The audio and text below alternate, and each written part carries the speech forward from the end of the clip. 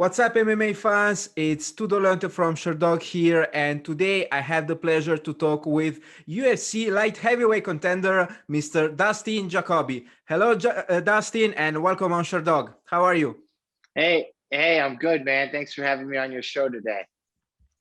How are you spending your summer? In addition to training.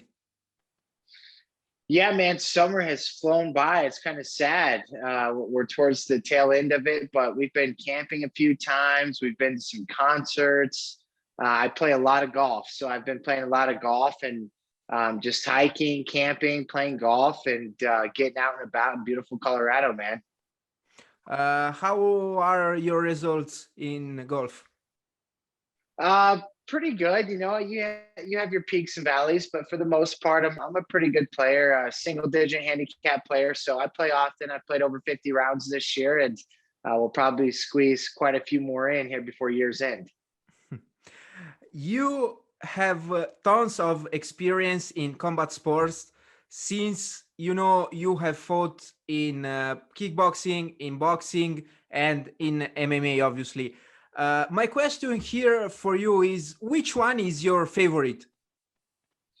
To be honest, man, my favorite is probably kickboxing. I had a really good experience with my one boxing match that I had. I love that. I think I'm a really good boxer, especially when that's all we do. I think I use my range and my jab really well, and it's pretty strong and stiff. So my favorite of the three is probably kickboxing because I love throwing exciting flying knees and kicks. But I love boxing. But compared to MMA, it'd have to be kickboxing. You also have been, pretty successful at all these different disciplines. How can you adjust, switching from one combat sport to another, consider that they all have different rules? Yeah, man, it depends on what you're chasing. So when I first got into combat sports, when I first started fighting, I only knew of MMA and the UFC and cage fighting. And my goal was to get to the UFC and stay in UFC. And I got there super quick early in my career. I had 2 losses and I was out. And then shortly after that, I got an opportunity to fight in an 8-man kickboxing tournament for Glory World Series at the time. It was an American tournament. And I went in there and knocked out all 3 guys. Had no idea what I did, but I had won a contract with Glory Kickboxing. And I had an MMA fight about a month after that. So I still had the MMA fight. I fought and won that. And then I really started tagging along in my Glory career. And I was chasing a world title early on. I kind of had thought about bouncing back and forth. But then when I got fully invested in the Glory and I had about, 10 fights, which I eventually had like 20 or 21, after about 10 fights, I stopped training jujitsu and I started training kickboxing full time. And like I said, I was chasing a world title. I eventually made it, fought Simon Marcus for the world title. And then when I broke my arm, the second time fighting Simon Marcus is when I took a break from combat sports. And that's when I started helping my friend Anthony Smith get ready for the John Jones fight. And I got back into MMA and I told myself, okay, I'm going to put my kickboxing career to rest. And I'm going to push another run at MMA and try to get back into UFC and really start training jujitsu and wrestling and everything that I had neglected for the past 6 years. So it's very difficult when you're chasing one. When I'm chasing a kickboxing world title, I wasn't doing jujitsu or wrestling, so I got kind of pushed it behind, right? And then after I broke my arm, I got back into MMA. I started training wrestling and jiu-jitsu hardcore, and it led me to where I am right now. So it's hard to bounce back and forth between all different disciplines, especially when you're MMA fighting, because there's so many disciplines that you need to be good at. So, but right now, man, I'm fully committed to MMA, which is just all the disciplines in one, and I'm having some success.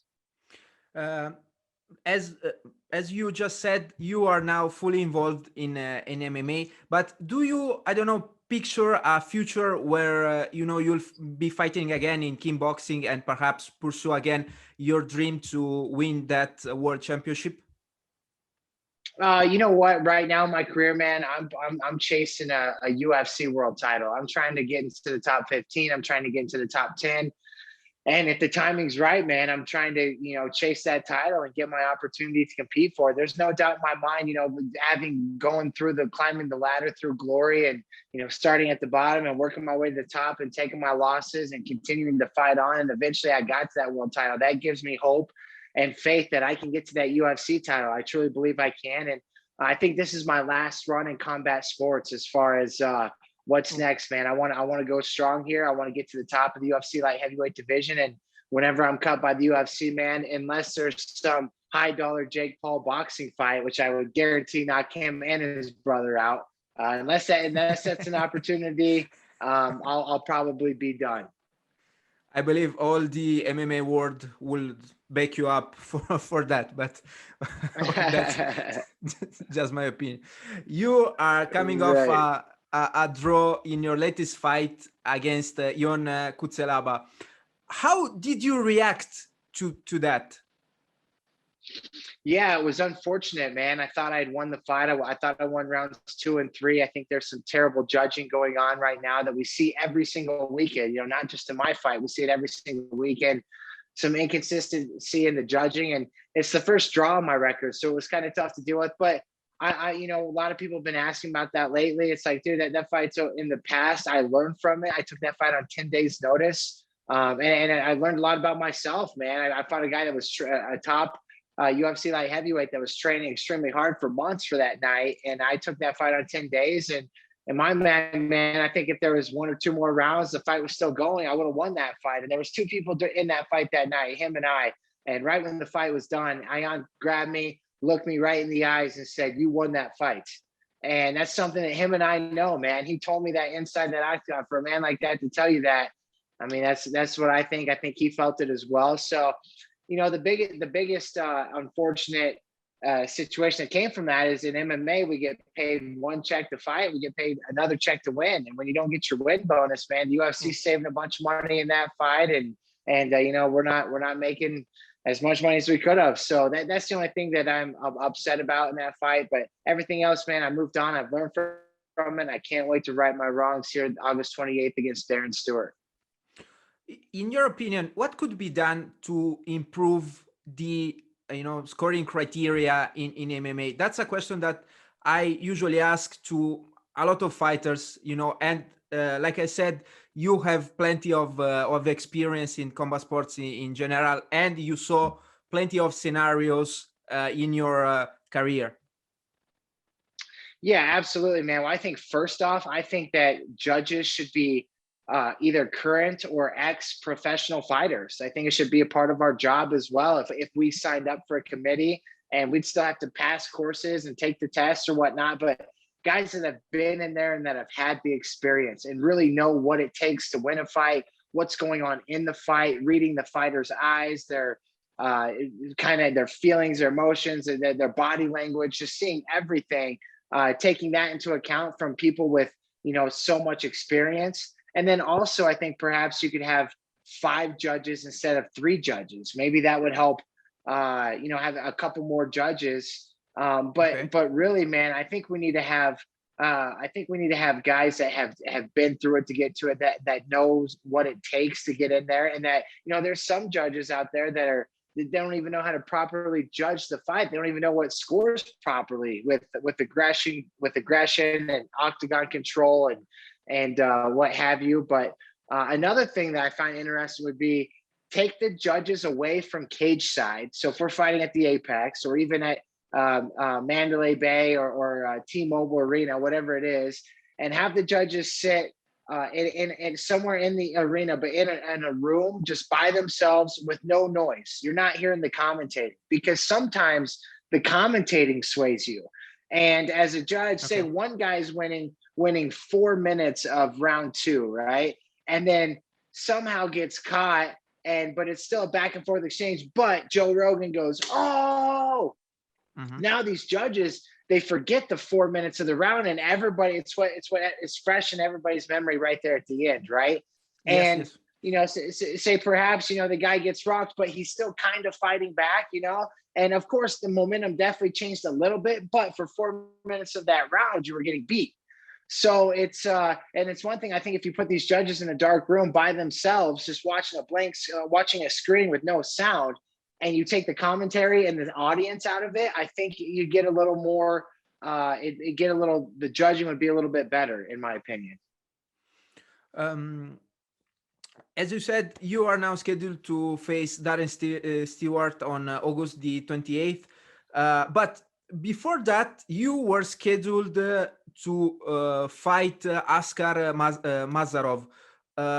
Your previous opponent was removed from the fight. Did the UFC tell you anything about that? I believe what I was told is he got signed by the UFC. He had his first USADA test.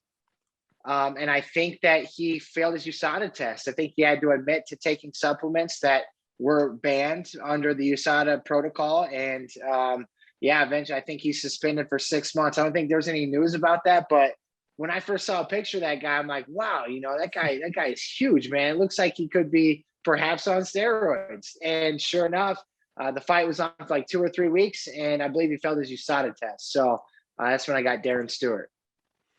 That's quite a news. And you are now taking out Darren Stewart. What do you know about your upcoming opponent? Darren Stewart's a tough guy, man. He's from East London. I know he's tough, man. I credit a lot of my success and where I'm at mentally in my career to my Glory career. And when I first got into Glory, man, I was just fighting Americans, and then I started traveling to other countries and fighting these European guys, and then I started fighting just guys all from all different countries, and it just molded me, man. I say the Hanyak, he's forged in fire. I've fought some of the absolute best stand-up guys in the world with Glory, and it's made me what I am today. So when I see a guy like Darren Stewart, man, to me, it's just another opponent. It's another tough guy another tough matchup, durable guy that I put up against, another test that I have to go out there and ace, man. And I like I said, he's good. I know he's good. He's tough. I just think I'm better. I think I'm better at this point in our careers. I think I'm longer. My striking's better. My wrestling's better. And again, he says he's a kickboxer, right? How much you guys want to bet? As soon as we get in that fight, he shoots before I do. I promise you, he tries wrestling me within 2 minutes of this fight. So I'm very well prepared for it, man. But I'm gonna stuff that first takedown and show him some real kickboxing. Across your career, you have fought in different weight classes. You have fought at middleweight, at light heavyweight, and also at heavyweight. I don't know, for the moment, are you planning to stay at 205? Yeah, I'm planning on staying at 205. When I first got into MMA, I was at 205 just because I never cut weight. I was like 210, 215 pounds. I was like, yeah, easy 205. Well, then I turned pro. I started training the hit squad. I started learning about all these guys cutting weight. And I was like, well, heck, I'm going to make middleweight. So then I fought the majority of my career at middleweight. It wasn't hard for me. But I think at middleweights, guys are a little bit quicker than me. They're just a little bit smaller and they're a little bit quicker, right? And then I'm depleting my body. Fit. I usually cut from 200 pounds, and I do that in about 45 minutes, from 200 pounds to 185 pounds, 45 minutes to an hour. I'm on weight, but I'm just not feeling like myself, right? And at 205, I've always had great success. I feel like I just show up, step on the scale, and now maybe mass-wise, I'm smaller than these guys, but frame-wise, I'm just as big, if not bigger, longer, and I have enough power to compete. My one stint at heavyweight was only because I couldn't find a fight, and it was an opportunity that came up. It was another 8-man tournament, King of Sparta tournament. I fought a UFC veteran in there. I fought Tony Lopez in there. It was the first fight was boxing. Second fight was kickboxing. Third fight was MMA. It was one of the coolest things I'd ever done. It was called the King of Sparta fight, and went in there and won the whole thing. So I weighed in at 210 pound heavyweights. And all three of my opponents were 250 pounds. So again, man, I was just quicker than them. I don't think they're used to seeing the speed that I bring at heavyweight, While I think there are some heavyweights that I could beat at a high level, I would never try fighting in the UFC heavyweight division. It's just not feasible. Those guys are absolute monsters. Yeah, man, I think light heavyweight is where I'm going to stay. Before I let you go, will you go on vacation after the fight? Yeah, I'm not sure. My wife and I were just talking about that. Maybe take a little retreat somewhere for a couple days, or we'll see how it goes. I don't know. I'd like to get back in there again this year. I think if the fight goes according to plan, I'd like to get back in there ASAP. But yeah, we might go on a little retreat. Maybe find a little 2 or 3 day trip to Mexico and enjoy ourselves. Yeah, of course, it would be well deserved. Sir, do you have any last message? I don't, man. I just want to appreciate you and Sherdog for having me on the show. I can promise you guys, Darren Stewart and I will put on a spectacular performance, and may the best man win, man. I'm excited for this matchup. I think it's a great matchup. I'm going to go out there and just really show my full potential and where I'm at in my career. Sir, thank you very much for your time. Best of luck with your upcoming fight, and hopefully I will hear again from you in the future. Yeah, man. After I go get this big victory, we'll have to link up again. For sure, for sure. Have a nice one. Thank you, man. You too. Bye. Thank you, man. Bye-bye.